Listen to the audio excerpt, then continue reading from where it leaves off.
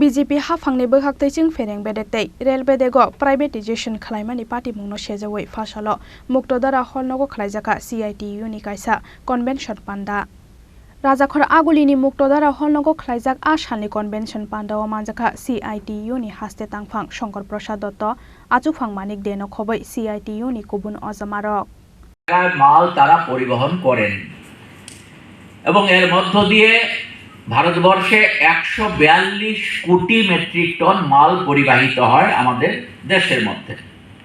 এখন মোদি সরকার সিদ্ধান্ত নিয়েছে এই যে একটা বিশাল লাভজনক জায়গা, এই জায়গাটা নামে railway department, ministry of railways থাকবে, ডিপার্টমেন্ট থাকবে আপাতত, কিন্তু পুরো ব্যবস্থাটাকে, দপ্তরটাকে সেখানে একটা খুলসে রূপান্তরিত করা হবে।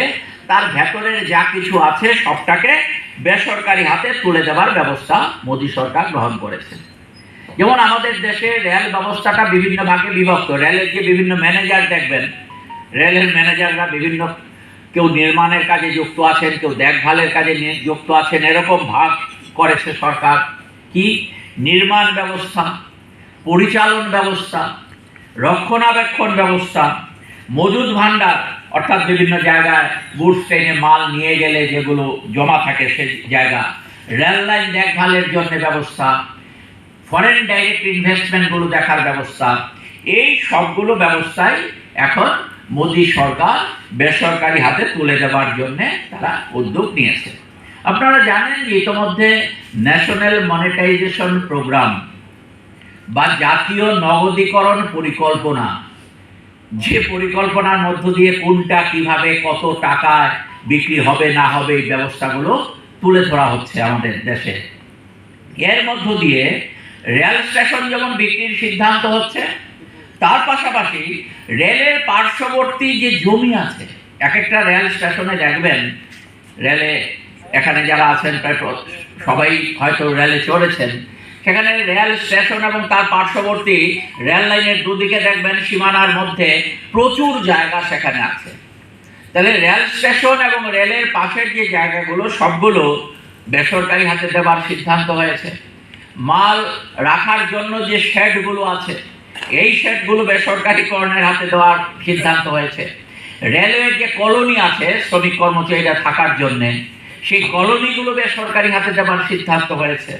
এবং রেল কিছু স্টেডিয়াম তৈরি করেছে ভারতবর্ষের বিভিন্ন জায়গায়, এই রেল স্টেডিয়ামগুলোকেও বেসরকারি হাতে তুলে দেওয়ার জন্য উদ্যোগ সেখানে মোদি সরকার গ্রহণ করেছে। একটা এমন ক্ষেত্র যেটা হলো বিদ্যুৎ ক্ষেত্র, যেটা সভ্যতার বিকাশের প্রধান শর্ত এবং যেটাকে বাদ দিয়ে সভ্যতার বিকাশ কোনো অবস্থাতেই সম্ভব না। কারণ আপনি আধুনিক একটা সমাজ ব্যবস্থা বা মানব সভ্যতাকে যদি বিকাশ ঘটাতে হয়, প্রতিদিনকার জীবনযাপনের ক্ষেত্রে বিদ্যুৎকে বাদ দিয়ে আপনি 1 ইঞ্চিও যেতে পারবেন না। এটা সমস্ত ক্ষেত্রে যুক্ত বিকাশের ক্ষেত্রে। এবং এখানে রাষ্ট্রের একটা দায়বদ্ধতা ছিল 1947-1948 অর্থ বৎসরে ভারতবর্ষের জওহরলাল নেহরু যখন প্রধানমন্ত্রী, তখন প্রথম একটা আইন পাস হয়, বিদ্যুৎ আইন 1948, কেউ বলবে 47, কেউ বলবে 1948, অর্থাৎ 47-48 অর্থ বৎসরে এই আইনটা পাস হয়। আইনটা একটু লক্ষ্যটা কি ছিল? বিদ্যুৎ সকলের জন্য, বিদ্যুৎ সরকার দায়বদ্ধতা অস্বীকার করতে পারবে না, বিদ্যুতে স্বয়ংসম্পূর্ণ হতে হবে, বিদ্যুৎ ছাড়া শিল্পের কৃষির বিকাশ সম্ভব না। কাজে সরকার এখানে হাত গুটিয়ে নেবে না, তার জন্য সরকারকে সেখানে যথোপযুক্ত ব্যবস্থা নিতে হবে, রাজ্য সরকার, কেন্দ্রীয় সরকার। সেখানে গিয়ে এটাকে পরবর্তী সময় সংশোধন করে বলা হয় যে ঠিক আছে, সরকার কেন এটা সরাসরি চালাতে গেলে কিছু অসুবিধা হয়, তাহলে কি করতে হবে? বোর্ড, কোম্পানি একটা যাও, কোম্পানি তৈরি করো, বোর্ড তৈরি করো। যেমন আপনাদের ত্রিপুরাতে 2004 সালের ডিসেম্বর মাসের 31 তারিখ পর্যন্ত ছিল এটা ত্রিপুরা সরকার। আমাদের গভর্নমেন্টের সময় 2005 সালের 1 জানুয়ারি থেকে আমরা আমাদের রাজ্যে কোম্পানি করেছি, যেটা ত্রিপুরা রাজ্য বিদ্যুৎ নিগম লিমিটেড। বাধ্য হয়েছি আমরা, কারণ সেন্ট্রালের সমস্ত টাকা বন্ধ করে দিয়েছিল। এবং সেখানে বোর্ড, কত কোম্পানি সেভাবে সেটা করতে বাধ্য হয়, এবং এখানে এটা তাদের সেই লক্ষণে এটা করেন। বিদ্যুৎ একটা ছিল একটা পরিষেবা ক্ষেত্র, এখন এটা পরিষেবা ক্ষেত্র না, এখন এটাকে বলছে পণ্য। এটাকে পণ্য, এটা লাভ লোকসান হিসাব করতে হবে, এটাকে পণ্য হিসেবে নিয়ে গেছে। এটা পরিষেবা ক্ষেত্র হিসেবে ভারত সরকার এখন স্বীকার করতে চায় না। এই পরিস্থিতির মধ্যে গিয়ে সিরিয়াস কতগুলি স্টেপ তারা দিতে যাচ্ছেন, যেটা সংস্কারমূলক দৃষ্টিভঙ্গি। বিদ্যুৎ ক্ষেত্রে সংস্কার, এটা নাম দিয়েছে সংস্কার। আমরা বলছি এটার বিরুদ্ধে রুখে না দাঁড়ালে কেউ বাঁচবেন না, কেউ রক্ষা পাবেন না।